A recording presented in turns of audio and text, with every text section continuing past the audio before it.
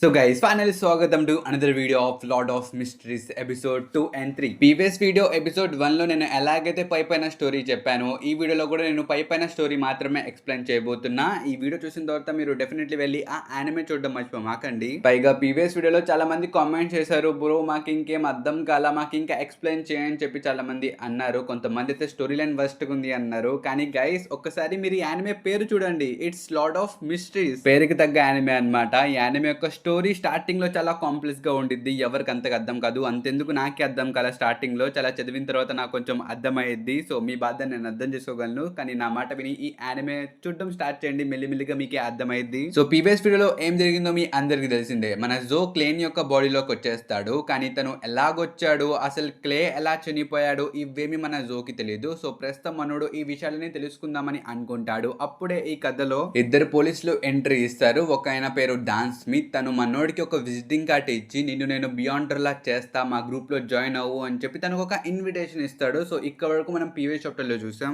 ఇంక ఈ video start అయ్యింది మన క్లే నుంచి. ఇక్కడ మన క్లే ఆ విజిటింగ్ కార్డ్ పట్టుకొని వాళ్ళ ఆఫీస్ కి వెళ్తూ ఉంటాడు. తను దారిలో ఆలోచిస్తాడు, నేను అక్కడికి వెళ్తున్నా సరే, కానీ నా గురించి వాళ్ళకి సీక్రెట్స్ తెలిసిపోతాయేమో అని చెప్పి తను అనుకుంటూ ఉంటాడు. కానీ తన దగ్గర ఇప్పుడు వేరే ఆప్షన్ లేదు. ఈ క్లే అనే వ్యక్తి ఎందుకు సూసైడ్ చేసుకున్నాడు, మనోడు పాస్ట్ కి ఎందుకు వచ్చాడు, అసలు ఈ బియాండర్స్ యొక్క వరల్డ్ ఏంటిదో తెలుసుకోవాలనుకుంటే తను ఆ ప్లేస్ కి డెఫినెట్లీ వెళ్లాల్సిందే. అందుకనే మనోడు కొంచెం ధైర్యం చేసి అక్కడికి వెళ్తాడు. ఇక్కడ చూస్తే వీళ్ళందరూ తాగి బెట్టింగ్ చేస్తూ ఉంటారు. ఇంకా మనోడు అక్కడున్న బార్టెండర్ దగ్గరికి వెళ్ళి ఒక కోడ్ చెప్తాడు అనమాట. ఇది చూసి తను అడుగుతాడు, ఇంతకీ ఈ కోడ్ నీకు ఎవరు చెప్పారు అని చెప్పి తను అడుగుతాడు. ఇంకా మనోడు చెప్తాడు, నాకు డాన్ స్మిత్ ఈ కోడ్ ఇచ్చిండు అని చెప్పి తను అంటాడు. ఆ మాట విని ఆ బార్టెండర్ చెప్తాడు, అయితే అటువైపు వెళ్ళు, అక్కడ ఒక లిఫ్ట్ ఉండిద్ది, అది ఎక్కి పైకి వెళ్ళిన తర్వాత నీకే మొత్తం అర్థమైద్ది అని చెప్పి ఆ బార్టెండర్ అంటాడు. ఆ మాట విని మనోడు కూడా సేమ్ అలాగే చేస్తాడు. పైకి వచ్చిన తర్వాత ఇక్కడ ఒక ఆఫీస్ లాంటి ప్లేస్ ఉండిద్ది అనమాట. ఇది ఒక సెక్యూరిటీ ఆఫీస్. ఇక్కడ మీరు మన క్లర్క్ రోజన్ ని కూడా చూసుకోవచ్చు, తను కూడా ఈ గ్రూప్ లో ఒక మెంబర్. ఇంకా మన క్లే తన దగ్గరికి వెళ్ళి నన్ను డాన్ స్మిత్ పంపించాడు ఇక్కడికి అని అంటాడు. ఈ మాట వినిన వెంటనే తను మన డాన్ స్మిత్ యొక్క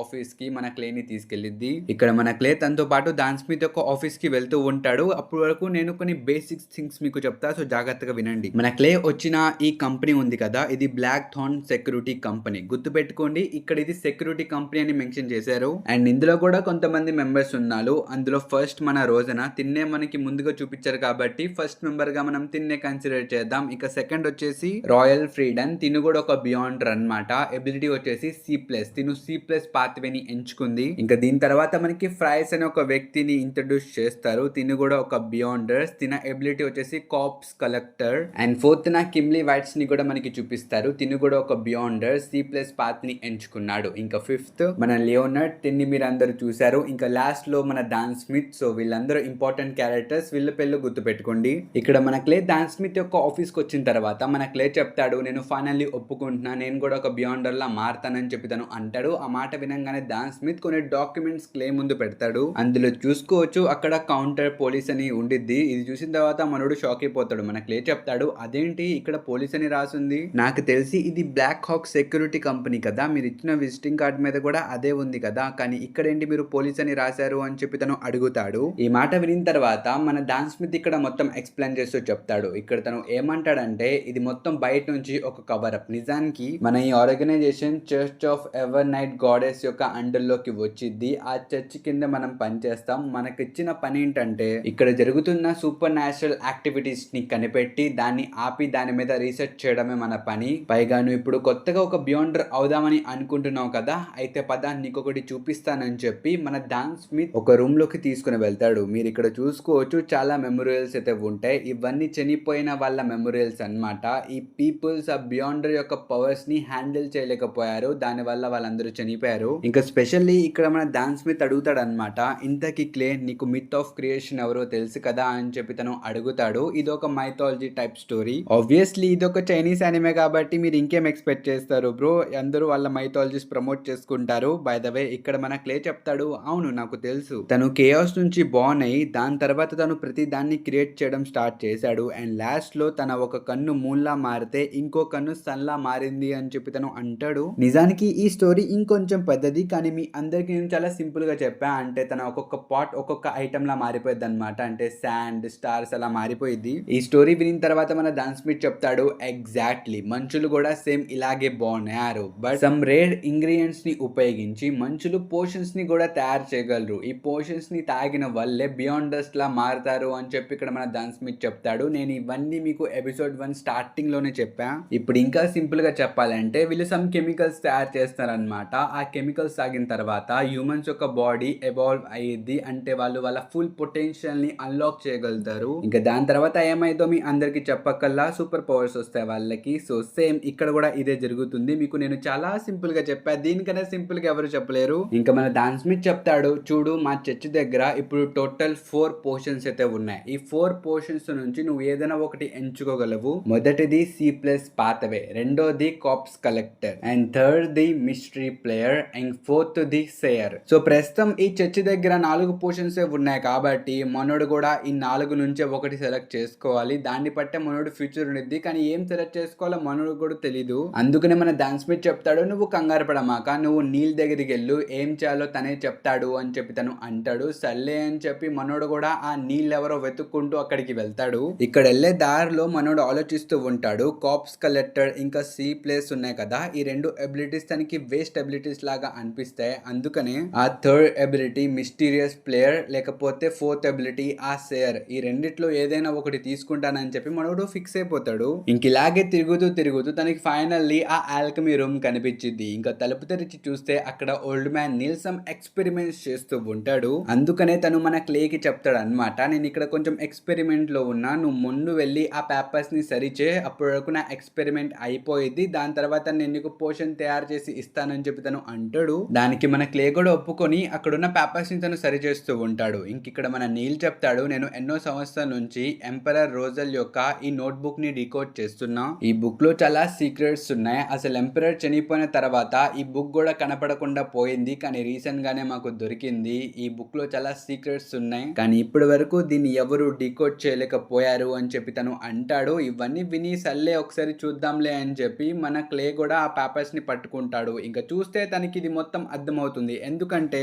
ఆ ఎంపరర్ రోజర్ కూడా సేమ్ మనోడి లాగానే ఫ్యూచర్ నుంచి పాస్ట్ కి వచ్చాడు అనమాట. సో తను చైనీస్ లో అది రాశాడు. ప్రస్తుతం ఇక్కడ ఉన్న వాళ్ళకి చైనీస్ రాదు, కానీ మనోడు కూడా ఫ్యూచర్ చైనా నుంచి వచ్చాడు కాబట్టి తనకి చైనీస్ వచ్చు. సో తను చక్కగా అవన్నీ చదువుకుంటూ వెళ్తాడు. తనకి అర్థం కూడా అయింది. మీ అందరికి సింపుల్ గా చెప్తా వినండి. ఇక్కడ మన ఎంపరర్ రోజర్ కూడా ఒక బియాండరే, కానీ తను వేరే సీక్వెల్ ని ఎంచుకున్నాడు. అది ఎంచుకున్నందుకు తను చాలా బాధపడుతున్నాడు అనమాట. అరే నేను ఇది ఎందుకైనా ఎంచుకున్నా, ఇది ఎంచుకుంటే బాగుండేది, నేను సియర్ తీసుకోవాల్సింది అని చెప్పి తను అనుకుంటూ అది రాసుకున్నాడు. ఈ చిన్న మ్యాటర్ ని వీళ్ళందరూ 150 ఇయర్స్ నుంచి డికోడ్ చేస్తున్నారు. బట్ మనోడికి చైనీస్ వచ్చు కాబట్టి తను 2 నిమిషాలు అది చదివేశాడు, అది వేరే విషయం. ఇంకా మన నీల్ చెప్తాడు, నా పని అయితే అయిపోయిందిలే గానీ ఇంతకి నీకు ఏ పోషన్ కావాలో చెప్పు, నేను తయారు చేసి ఇస్తాను అని చెప్పి తను అంటాడు. ఇక్కడ ఎంపరర్ తన ధైర్యంలో రాసుకున్నాడు కదా సియర్ ఉంటే బాగుండేది అని. అందుకనే మన క్లే కూడా ఇక్కడ నాకు సియర్ పోషన్ కావాలి అని చెప్పి తను అడుగుతాడు. ఈ మాట వినిన తర్వాత మన నీల్ ఇంకోసారి అడుగుతాడు, ఒక్కసారి నువ్వు ఎంచుకోవాలి, దీని తర్వాత నువ్వు పద్దాగా చేయలేవు, ఇది ఒక్క ఛాన్స్ మాత్రమే, నువ్వు సరిగ్గా ఆలోచించు అని చెప్పి తను అంటాడు. కానీ మన క్లే మాత్రం చెప్పేస్తాడు, లేదు నాకు అదే కావాలని. దాంతో మన నీల్ చెప్తాడు, సర్లే నువ్వు అంతగా అడుగుతున్నావు కదా తొందరగా చేసిస్తానని చెప్పి తను చాలా మెటీరియల్స్ ని కలిపేసి ఏదేదో చేసేసి ఒక పోషన్ ని తయారు చేస్తాడు. ఇది చూసి మన క్లేమ్ కూడా కొంచెం కంగారు పడతాడు, ఇదేంట్రా ఎలా ఉంది అని చెప్పి తను అనుకుంటాడు. కానీ మన నీల్ చెప్తాడు అనమాట, నువ్వు ఇలా టెన్షన్ పడితే నీకు సరిగ్గా పవర్స్ దొక్కవు, సో వెంటనే నువ్వు తాగే అని చెప్పి తను అంటాడు. ఇంకా మనోడు కూడా టెన్షన్ పడకుండా దాన్ని ఒకేసారి మింగేస్తాడు. తను అసలు ఎప్పుడైతే మింగాడో అప్పుడు నుంచే తన బ్లడ్ మొత్తం చేంజ్ అవ్వడం స్టార్ట్ అయ్యేది. తన లోపల ఒక కెమికల్ రియాక్షన్ లాంటిది జరిగిద్ది. దాని వల్ల అసలు చుట్టుపక్కల ఏం జరుగుతుందో తనకి ఏం అర్థం కాదు. ఇంకా మన నీల్ చెప్తాడు, ఈ ప్రపంచంలో ఏదైతే ఉందో దాన్ని నువ్వు ఆలోచించు అని చెప్పి తను అంటాడు. ఆ మాట విన్న వెంటనే తను ఒక హ్యాట్ ని ఆలోచిస్తాడు. దాని తర్వాత మన నీల్ చెప్తాడు, అయితే ఇప్పుడు ఈ ప్రపంచంలో ఏదైతే లేదో దాని గురించి ఆలోచించు అని చెప్పి తను అంటాడు. ఈ మాట వినిన వెంటనే మన క్లే చాలా థింగ్స్ ఆలోచిస్తాడు. తన ఇమాజినేషన్ వైల్డ్ కి వెళ్ళిపోతూ ఉండిద్ది. దెబ్బకి అక్కడ మొత్తం షేక్ అయిపోతూ ఉండిద్ది అనమాట. ఇక్కడ మన ఓల్డ్ మ్యాన్ నీల్ చెప్తాడు, మరి అంతగా ఆలోచించమాక ఏదైనా తొందరగా పికప్ చేసుకో అని చెప్పి తను అంటాడు. ఈ మాట వినిన వెంటనే మన క్లే ఒక న్యూక్లియర్ మిసైల్ ని ఇమాజిన్ చేస్తాడు. Bro it's crazy. ఇంక ఇలాగే ఈ ప్రాసెస్ మొత్తం ఖతమైపోయిద్ది. మనోడు కళ్ళు తెరిచిన వెంటనే ముందున్న వ్యక్తుల యొక్క ఆరా మనోడికి కనిపించిద్ది. ఇక్కడ ముందు నుంచి మన నీల్ కూడా చెప్తూ ఉంటాడు, కంగ్రాచులేషన్స్, నీకు ఇప్పుడు ఒక సేయర్ యొక్క ఎబిలిటీస్ వచ్చేసాయని చెప్పి తను అంటూ ఉంటాడు. కానీ మన క్లేకి మాత్రం ఇక్కడ చాలా వియర్డ్ గా ఉండిద్ది. చుట్టుపక్కల మొత్తం తనకి ఆరా ఇంకా కళ్ళు కనిపిస్తుంది. కనిపిస్తూ ఉంటాయి. అసలు ఇక్కడ ఏం జరుగుతుంది, అసలు ఇక్కడ ఏమవుతుంది అని చెప్పి తను అడుగుతాడు. ఆ మాట విని మన ఓల్డ్ మ్యాన్ నీల్ చెప్తాడు, నువ్వు ఇప్పుడు నీ స్పిరిచువల్ విజన్ ని ఉపయోగిస్తున్నావు, ఇది నీ ఫస్ట్ టైం కాబట్టి నువ్వు ఇంకా దీనికి అడాప్ట్ అవ్వలేదు, అందుకని ఇప్పుడు నీ పవర్స్ నువ్వు ఆఫ్ చేయి, నీ 2 చేతులు నీ తలకాయ మీద పెట్టి ఈ పవర్స్ నువ్వు ఆఫ్ చేయొచ్చు అని చెప్పి తను అంటాడు. ఈ సజెషన్ వినిన తర్వాత మనోడు వెంటనే తన 2 ఏళ్ళు తన తల మీద ట్యాప్ చేసి ఈ పవర్ ని ఆఫ్ చేస్తాడు. సో ఇలా తన పవర్స్ ని తను ఆన్ ఆఫ్ చేయగలడు. అండ్ ఇక్కడ మన నీల్ కొన్ని వస్తువులు ఇచ్చి క్లేకి నీ పని అయిపోయిందిరా బాబు, బాయ్ బాయ్ అని చెప్పి తను అంటాడు. ఇక్కడ మన క్లే ఆ వస్తువులు తీసుకొని ఇక్కడ మన డాన్ స్మిత్ దగ్గరికి వస్తాడు. ఇక్కడ డాన్ స్మిత్ తనకు ఒక కొత్త మిషన్ అయితే ఇస్తాడు. ఇది తన ఫస్ట్ మిషన్. దీన్ని సింపుల్ గా చెప్పాలంటే ఎవరో ఒక పిల్లోని కిడ్నాప్ చేశారు. సో ఇప్పుడు మనోడు ఎవరో కనిపెట్టి వాళ్ళని పట్టుకోవాలి. సో ఇదే వాళ్ళ first mission. By the way తనతో పాటు ఈ మిషన్ లో మన లియోనార్డ్ కూడా వెళ్తున్నాడు అనమాట. ఇక్కడ తను చెప్తాడు, నువ్వు సేయర్ స్కిల్ ని ఎంచుకున్నావు కదా, దాని అర్థం నీ దగ్గర డిటెక్షన్ ఎబిలిటీస్ ఉన్నాయి. సో ఎటెల్లలో చెప్పు, మనం ఆ పిల్లోని తొందరగా కాపాడాలి అని చెప్పి తను అంటాడు. ఈ మాట వినిన వెంటనే మన క్లే తన స్టిక్ ని పద్దాగా కింద పడేసి ఎటెల్లలో డైరెక్షన్ చెప్తూ ఉంటాడు. అండ్ కాసేపటి తర్వాత ఫైనల్లీ వీళ్ళు వీళ్ళ డెస్టినేషన్ కి వచ్చేస్తారనమాట.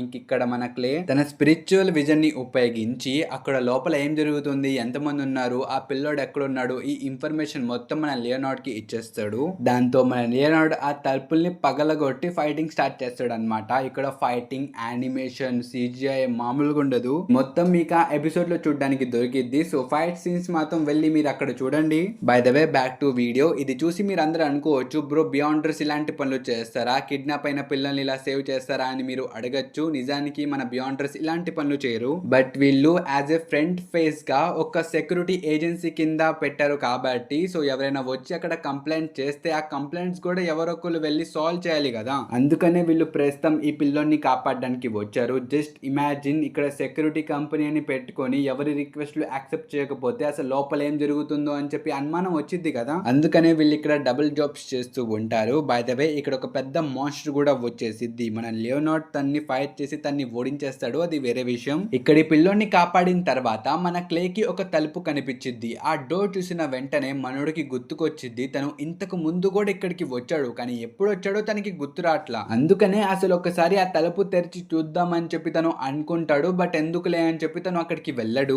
అండ్ పక్క నుంచి మన లియోనార్డ్ చెప్తాడు, ఈ మిషన్ చాలా బాగా వెళ్ళింది, నువ్వు చాలా బాగా పని చేసావు, నువ్వు నాకు నచ్చావు అబ్బాయి అని చెప్పి తను అంటాడు. ఈ మాట వినిన తర్వాత మన క్లేకి కొంచెం వేడిగా అనిపించిద్ది. అయితే నా పని అయిపోయింది కదా, నేను ఇక్కడ నుంచి వెళ్ళిపోతానని చెప్పి మనోడు ఇంటికి వెళ్ళిపోతూ ఉంటాడు. కానీ మన లియోనార్డ్ మాత్రం ఎవరితో మాట్లాడుతూ ఉంటాడు. తను చెప్తాడు, నువ్వు ఆ పిల్లోని గమనించావా అని చెప్పి తను అడుగుతాడు. ఇంకెంక నుంచి వాయిస్ వచ్చిద్ది, నేను గమనించా, తను స్పెషల్ కాదు అని చెప్పి ఒక వాయిస్ వచ్చిద్ది. ఇంక దీని తర్వాత సీన్ షిఫ్ట్ చేసి మన క్లే దగ్గరికి తీసుకుని వెళ్తారు. ఇక్కడ మన క్లే తన ఇంటి తలుపు తెరవంగానే తను ఆ డోర్ దగ్గరికి వచ్చేస్తాడు. అదే చెప్పాను కదా, ఆ ఇంట్లో తను ఒక డోర్ ని చూశానని, ఆ డోర్ దగ్గరికి తను వచ్చేస్తాడు. అసలు ఇదెలా జరిగిందిరా బాబు, ఇక్కడ ఏముంది అని చెప్పి తను ఆ డోర్ తెలుసుకొని లోపలికి వెళ్ళి చూస్తే అక్కడ ఒక బుక్ ఉండిద్ది. ఆ బుక్ లో కూడా అదే రాసుండిద్ది, మనమందరం కూడా చనిపోబోతున్నాం ఇంక్లూడింగ్ మీ అని అక్కడ ఉండిద్ది. సైడ్ లో కూడా చూసుకోవచ్చు, అక్కడ ఫుల్ కార్డ్ కూడా ఉండిద్ది. దెబ్బకు మనోడు భయపడి కళ్ళు తెరుస్తాడు.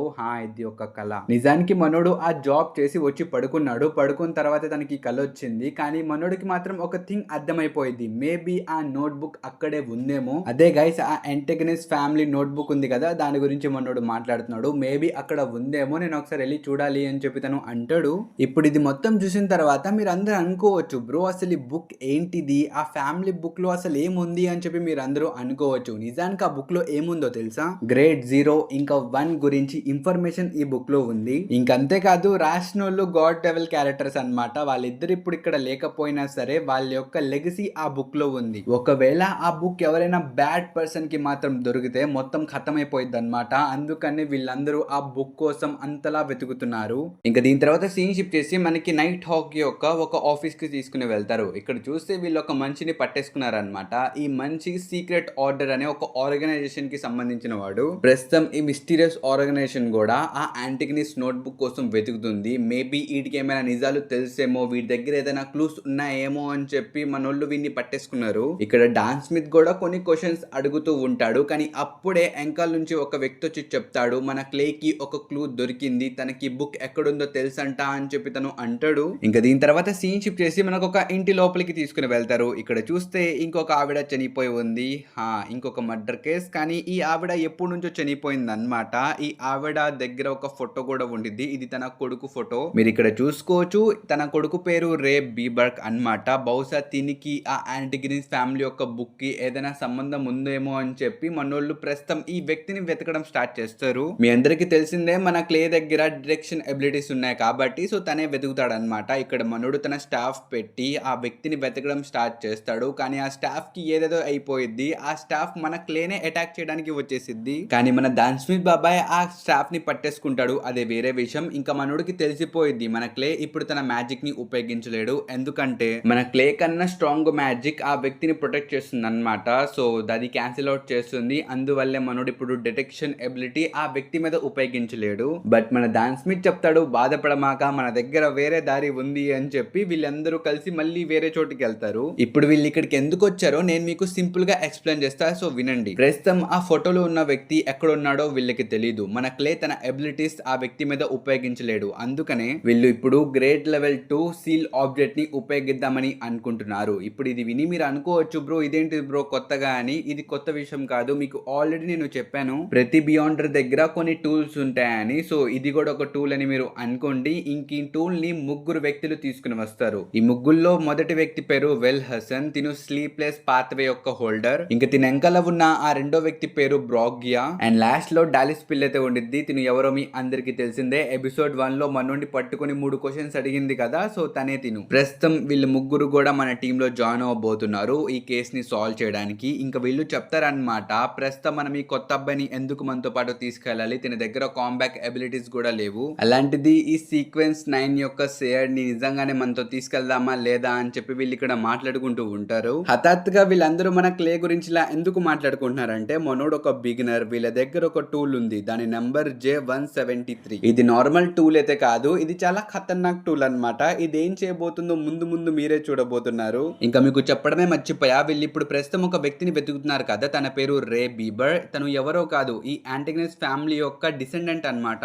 దట్స్ వై వీళ్ళు ఇంకా తొందరగా పట్టుకుందాం అని చెప్పి ఇంత డేంజరస్ టూల్ ని బయటికి తీసుకొచ్చారు. నేను ఈ టూల్ గురించి ఇప్పటికే చాలా హైప్ ఇచ్చా. కానీ ఈ టూల్ ఇప్పుడు ఏం చేయబోతుందో మీరే చూడండి. Back to our video. ఇక్కడ మన డాన్ స్మిత్ లేదు తను మన కుర్రోడే అని చెప్పి తన్ని పట్టుకొని వీళ్ళందరూ ఒక రూమ్ లోకి వస్తారు. ఇంకా రూమ్ లోకి రాగానే వీళ్ళు చేతులు పైకి పెట్టి ఏదో ఒక రిచువల్ చేసేస్తారు. ఇది మొత్తం చూసి మన క్లేన్ మనసులో అనుకుంటాడు వీళ్ళేంట్రా ఇలా చేతులు ఊపుతున్నారు చేతబడి చేస్తున్నారు ఏంటి అని చెప్పి తను అనుకుంటూ ఉంటాడు. కానీ వాళ్ళందరూ చేతులు ఊపుతూ ఒకేసారి మనోడు వైపుకి చూస్తాడు. ఇంకా మనోడు కూడా చేతులు ఊపుతున్నట్టు యాక్టింగ్ చేస్తాడు. కానీ అప్పుడే ఆ బాక్స్ ఊగిపోయి ఆ బాక్స్ లోపల నుంచి ఒక చిన్న జోకర్ టాయ్ బయటకు వచ్చింది. ఇది చూసి మన క్లేమ్ అనుకుంటాడు ఇట్ ఈస్ సో క్యూట్. దీన్ని చూసి వీళ్ళందరూ ఇంత హైప్ ఇచ్చారా. చాలా డేంజరస్ ఆబ్జెక్ట్ అన్నారు. కానీ ఇది చూస్తే చాలా బాగుందే చాలా చిన్నగా ఉందే అని చెప్పి తను అనుకుంటూ ఉంటాడు. అండ్ అప్పుడే ఆ జోకర్ బొమ్మ గట్టిగా వచ్చి మనోడి గొంతు పట్టేసుకుండిద్ది తాడులతో. దెబ్బకు మనోడు కంగారు పడిపోతాడు. కానీ వెనకాల నుంచి వచ్చి మనోని సేవ్ చేస్తారు. ఇది వేరే విషయం. ఇప్పుడు ఈ టాయ్ గురించి మీకు చెప్పాలంటే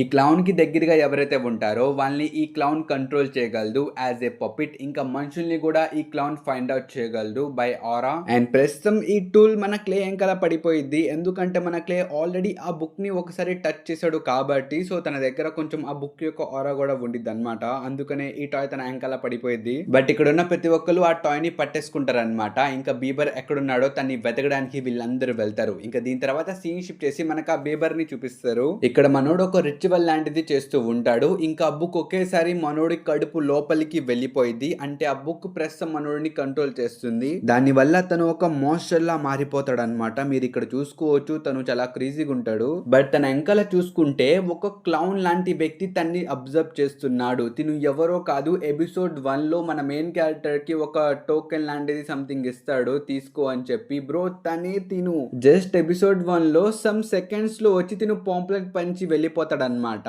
కొన్ని సెకండ్సే కదా అని చెప్పి నేను తిని ఆ వీడియోలో ఇంక్లూడ్ చేయాల. బట్ ఇక్కడ చూస్తే తిన పాత్ర పెద్దగానే ఉంది. తిను కూడా ఆ సీక్రెట్ ఆర్గనైజేషన్ ఉంది కదా. సో అందులో ఒక మెంబర్ అన్నమాట. తిను ఒక ఫ్యాంటమ్. ఇంకా దీని తర్వాత సీన్ షిఫ్ట్ చేసి బయటకి తీసుకుని వెళ్తారు. ప్రస్తుతం మన నైట్ హాక్ మెంబర్స్ కూడా ఇక్కడికి వచ్చేసారు. ఇంకా మన క్లే తన పెండలం ని బయటకి తీసి లోపల ఏమైనా డేంజర్ ఉందా అని చెప్పి తను చూస్తూ ఉంటాడు. కానీ డేంజర్ డోర్ పగలగొట్టుకుని బయటకు వచ్చింది. And this is absolute cinema guys. ఇక్కడ ఫైట్ సీన్స్ యొక్క యానిమేషన్ ఆ CGI బ్రో మామూలుగా ఉండదు. మీరైతే ఇది డెఫినెట్లీ వెళ్ళి ఎపిసోడ్ లో చూడండి. ఆబ్వియస్లీ నేను ఇక్కడ ఫైట్ సీన్స్ మాత్రం ఎక్స్ప్లెయిన్ చేయను. మీరు వెళ్ళి ఈ ఫైట్ సీన్స్ ని మాత్రం యానిమేలోనే చూడాలి. సో మీరు వెళ్ళి వెళ్ళి ఈ ఎపిసోడ్ వాచ్ చేయండి. ఇది episode 3 by the way. Just ఈ ప్యానెల్స్ చూడండి బ్రో, ఒక్కొక్క ప్యానెల్ యొక్క క్వాలిటీ, ఆ CGI, ఆ యానిమేషన్ మామూలుగా లేదు, చించి పడేశారు ఇక్కడ. పైగా మాన్స్టర్ కూడా చాలా పవర్ఫుల్ గా ఉండిద్ది అనమాట. ఇక్కడ మన క్లే తన ఎబిలిటీస్ ని ఉపయోగించి ఆ మాన్స్టర్ యొక్క వీక్ పాయింట్ ఏంటో కూడా వెతికి చెప్తాడు. బట్ స్టిల్ వాళ్ళు మాత్రం దీన్ని ఓడించడానికి చాలా కష్టపడతారు.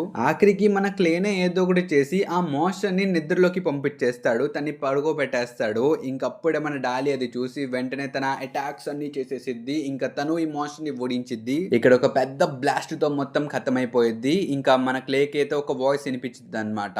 ఆ వాయిస్ ఎక్కడి నుంచి వస్తుందో అక్కడికి వెళ్తే మనోడికి ఆ యాంటగనిస్ట్ ఫ్యామిలీ యొక్క నోట్ బుక్ దొరికింది. ఫైనల్లీ ఆ గుండులో నోట్ బుక్ దొరికింది. లిటరల్లీ 2 ఎపిసోడ్స్ నుంచి చంపేశారు ఏదో ఉందని. అండ్ ఫైనల్లీ ఇదిగోండి ఈ బుక్కే. అండ్ ఈ బుక్ ని చూసిన వెంటనే ఆ క్లౌన్ కూడా మనోడి మీదకి అటాక్ చేస్తాడు. కానీ వెనకాల నుంచి మన డాన్ స్మిత్ ఆ క్లౌన్ మీదకి ఒక బుల్లెట్ షాట్ అయితే వదులుతాడు. ఆ బుల్లెట్ ఆ క్లౌన్ కి తగలదు, ఆడు తప్పించుకుంటాడు. అసలు బ్రో ఇక్కడ 1v6 చేస్తున్నాడు అనమాట. ఇక్కడ ఉన్న ప్రతి ఒక్కరు బుల్లెట్స్ షూట్ చేస్తుంటే ఈ జోకర్ మాత్రం చాలా ఈజీగా డాచ్ చేస్తూ ఉంటాడు. తన స్పీడ్ మామూలుగా ఉండదు. మీరు ఈ ఫైట్ ని మాత్రం యానిమేషన్ లో చూస్తే మీరు ఫిదా అయిపోతారు. ఇది అంత బాగుంది ఈ ఫైట్ మాత్రం. కానీ మన MC క్లే కూడా చాలా తెలివైనోడు అనమాట. తను గమనిస్తాడు ఆ జోకర్ గాడు ఏ అటాక్ నైనా ముందే సెన్స్ చేయగలుగుతున్నాడు. అందుకనే మన MC తన అటాక్ ని సెన్స్ చేసి ఒక డైరెక్షన్ లో ముందుగానే బుల్లెట్ వదిలేస్తాడు. అది కరెక్ట్ గా జోకర్ యొక్క స్టమక్ మీద తగిలిద్ది. అసలు అది చూసి మన జోకర్ గాబరైపోతాడు. పిల్లగాడు కొట్టేశాడు ఎంట్రా అని చెప్పి తను కొంచెం కంగారు పడతాడు. కానీ తన దగ్గర ఒక క్రేజీ ఎబిలిటీ ఉండిద్ది. అదేంటంటే తన బాడీలో ఎక్కడ గాయం తగిలినా సరే తను వేరే పార్ట్ కి ఆ గాయం పంపించగలడు. ఇక్కడ తన కడుపు మీద ఆ బుల్లెట్ తగిలింది కదా, తను ఆ గాయాన్ని తన చేతి మీదకి పంపించేసుకుంటాడు.